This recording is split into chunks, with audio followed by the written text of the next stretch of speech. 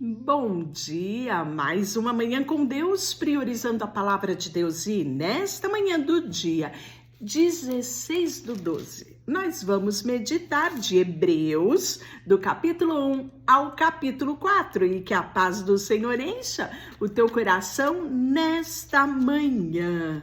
Hoje nós vamos começar um novo livro, o livro de Hebreus, né?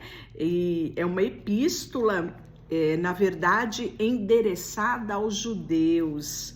O propósito do autor era evitar algum tipo de retrocesso, né, com o judaísmo, apresentando ali, né, a superioridade de Jesus. Uma coisa era uma coisa, outra coisa era outra coisa, não é? Não é porque eles guardavam os rituais religiosos e que deveriam atribuir isso à salvação, que deveria deixar isso muito bem claro. A salvação era através de Cristo Jesus e que eles deveriam estar, né, que Jesus, ele cumpriu a lei, as profecias, né, tudo direitinho.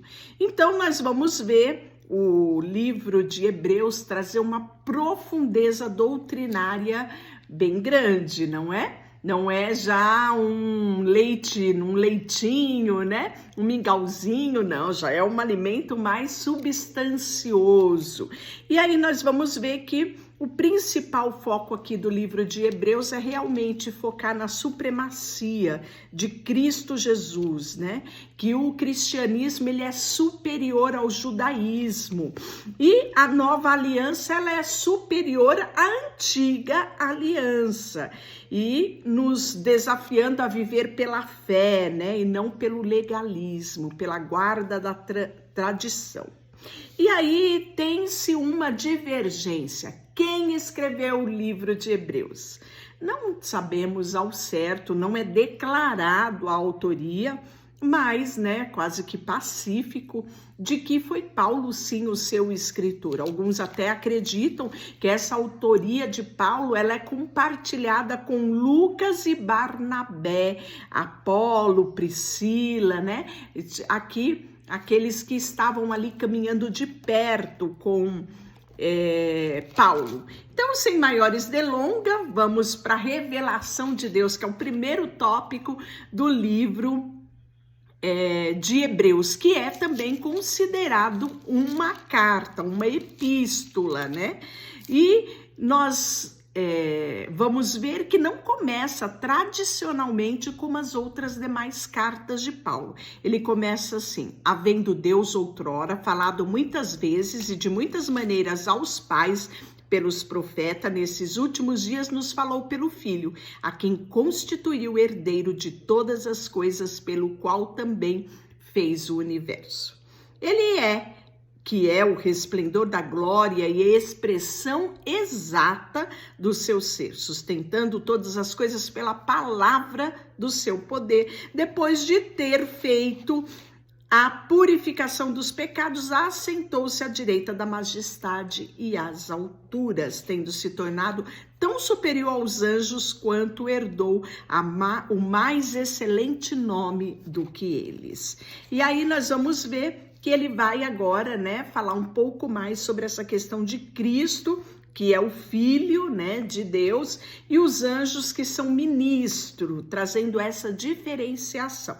Pois qual dos anjos disse jamais, tu és o meu filho, eu hoje te gerei, e outra vez eu lhe serei pai, e ele me será como filho? E novamente, ao introduzir o primogênito ao mundo, diz: e todos os anjos de Deus o adorem, ainda quanto aos anjos diz, aquele que os seus anjos faz vento e aos seus ministros labaredas de fogo. Isso está escrito lá em Salmo 104:4. Mas acerca do Filho, o teu trono, ó Deus, é para todos sempre, e cetro de equidade é o cetro do teu reino. Amastes a justiça, odiastes a iniquidade. E aí ele fala: no princípio, Senhor, lançaste os fundamentos da terra, e os céus são obras das tuas mãos, né? Salmo 102 declara isso, que coisa maravilhosa, não é? Ele fala, senta-te à minha direita, até que eu ponha os teus inimigos por estrado debaixo dos teus pés. Está lá em Salmo 110, 1. Não são todos eles espíritos ministradores enviados para serviço a favor daqueles que hão de herdar a salvação? Então, ele está falando aqui sobre os anjos, né? Então, uma característica muito importante que você deve grifar aí, saber que os anjos são espíritos ministradores enviados a serviço a favor daqueles que vão herdar a salvação, né? Então, em nossas orações, nós pedimos, Senhor, dá ordem aos teus anjos em meu favor, né? E aí, o perigo das negligências é o relato do capítulo 2. Por esta razão, importa que nós apeguemos com mais firmeza as verdades ouvidas, para que delas jamais nos desviemos. Se, pois, se tornou firme a palavra falada por meio dos anjos e de toda transgressão ou de desobediência, recebeu justo cativo. Como escaparemos nós se negligenciarmos tão grande salvação? A qual, tendo sido anunciada inicialmente pelo Senhor, foi depois confirmada pelos que ouviram, dando Deus testemunho juntamente com ele, por sinais, prodígios, vários milagres, e por distribuição do Espírito Santo, segundo a sua vontade. E aí nós vamos ver que ele vai falar, né, sobre Jesus coroado de glória, pois não foi os anjos que sujeitou o mundo que há de vir, sobre o qual estamos falando. Antes alguém em certo lugar deu pleno testemunho, dizendo, que é homem que deles te lembre, ou filho do homem para que o visites, fizeste um pouco menor do que o anjo. De glória e de honra o coroastes, e o constituíte sobre toda a obra das tuas mãos. Todas as coisas sujeitaste debaixo dos teus pés. Ora, deste o que lhe sujeitou todas as coisas, e nada deixou fora do seu domínio. Agora, porém, ainda não temos todas as coisas a ele sujeitas. Vemos, todavia, aquele que por um pouco tendo sido feito menor do que os anjos, Jesus, por causa do sofrimento da sua morte, então Jesus feito menor do que os homens, Jesus homem, né? Foi coroado de glória e de honra, para que pela graça de Deus provasse a morte por todo homem. Porque convinha que aquele por cuja causa, por quem todas as coisas existem, conduzisse muitos filhos à glória, aperfeiçoando por meio do seu sofrimento o autor da salvação dele. Que lindo isso, né? Jesus é o autor e consumador da nossa fé, né? Pois tanto o que santifica como os que são santificados, todos vêm de um só. Por isso é que ele não se envergonha de o chamar de irmão. E, meus irmãos, declararei o teu nome, cantarei louvores no meio da congregação. E os outros, eu porei nele a minha confiança. E ainda, eis aqui estou eu e os filhos de Deus que ele me deu, visto, pois, que os filhos têm participação comum de carne e sangue, deste também ele igualmente participou, para que por sua morte distribuísse aquele que tem poder da morte, a saber, o diabo. E livraste todo o que por pavor da morte estava sujeito à escravidão por toda a vida, pois ele, evidentemente, não socorre anjos, mas socorre a descendência de Abraão. Por isso mesmo, convinha que em todas as coisas te tornasse semelhante aos irmãos, para ser misericordioso e fiel, sumo sacerdote nas coisas referentes a Deus, para fazer propiciação dos pecados do povo.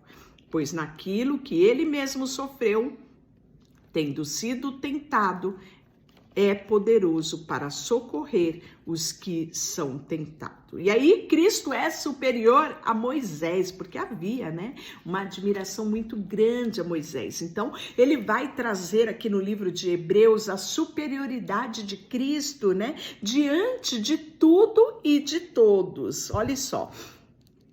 Ele fala assim: por isso, santos irmãos, que participais da vocação celestiais, considerai atentamente o apóstolo e sumo sacerdote da nossa confissão. Sabe quem é ele? Jesus, o qual é fiel, aquele que o constituiu, como também o era Moisés em toda a casa de Deus.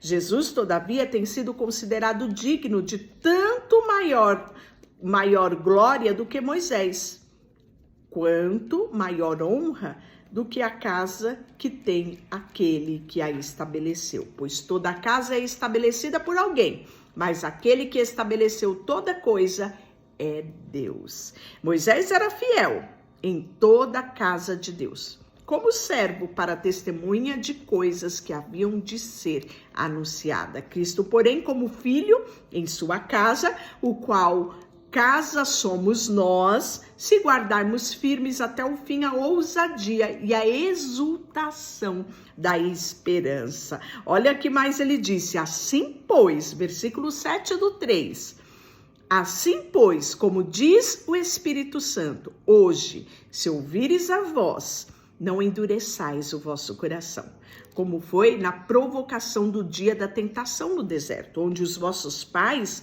me tentaram, pondo-me à prova, e viram minhas obras por 40 anos. Por isso me indignei contra esta geração e disse: estes sempre erram no coração, eles também não conhecem os meus caminhos. Assim jurei a minha ira, não entrarão no meu descanso. Tendo cuidado, irmão, jamais aconteça ver em qualquer um de vós perverso coração de incredulidade que os afaste do Deus vivo. Pelo contrário, exortai-vos mutualmente cada dia durante o tempo em que se chama hoje, a fim de que nenhum de vós seja endurecido pelo engano e o pecado. Olha como nós devemos nos estar de olho em nós mesmos e pedirmos ao Espírito Santo que sempre nos conduza a toda a verdade, E ele no capítulo 4, ele vai falar mais uma vez no versículo 7. Hoje, se ouvires a voz, não endureçais o vosso coração, Então, aí ele vai falar sobre Josué. Ora, se Josué lhe houvesse dado descanso, não falaria posteriormente a respeito do outro dia. Portanto, resta um repouso para o povo de Deus, porque aquele que entrou no descanso de Deus, também ele mesmo descansou de suas obras como Deus das suas. Esforcemo-nos, pois, por entrar naquele descanso, a fim de que ninguém caia segundo o mesmo exemplo da desobediência, porque a palavra de Deus, ela é viva e eficaz, e mais cortante do que uma espada de 2 gumes, que penetra até a divisão da alma e do espírito, juntas e medulas, e é apta para discernir pensamentos e intenções do coração. Então, a criatura que não seja manifesta na sua presença, pelo contrário, todas as coisas estão descobertas e patentes aos olhos daquele a quem temos que prestar contas. Deixa eu orar por você. Senhor, nesta manhã, colocamos diante de Ti o nosso coração, a nossa vida, e queremos todos os dias ter um coração grato a Ti, um coração rendido ao Senhor. Que o Teu Espírito Santo tenha acesso às nossas vidas e nos conduza a toda a verdade. Em nome de Jesus, amém. Deus te abençoe.